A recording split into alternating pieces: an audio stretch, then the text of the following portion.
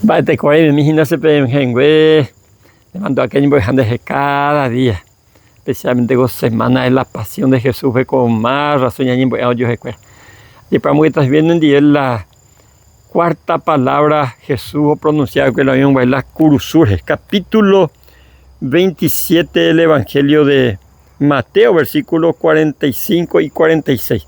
Ayer vamos que está también para allá que David sobre el mismo tema, Salmo 22, 1 y 2. Ella de pesa. Upeasa ye pute vive kaarum buteru pipeve.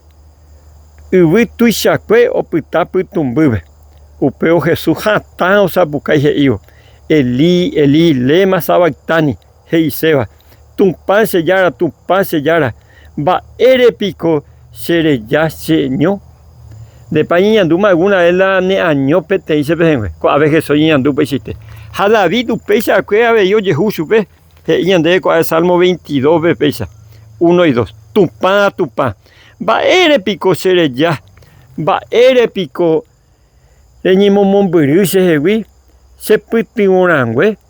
Va ere pico nene penai sere he. Ha da sere chasei. Tupa. Ara ha pujare ni corogenoi. Ha nene penai sere he. Putu u da yuhui. Ayer van a este lado yo a escuela David. Pero la Jesús pues yo a que iba y te ven va eres. Porque es oñe responsabilizado por todos los pecados de la humanidad. Oye página co ave oñe yandu desamparado. Ni un mi discípulo que ha ajustado ese miado desamparado para te sube que se ve. Oñe yandu es ño bete. Ahí co alguien de pedaza lleve desde las 12 del mediodía hasta las 3 de la tarde ni pues tumbaite.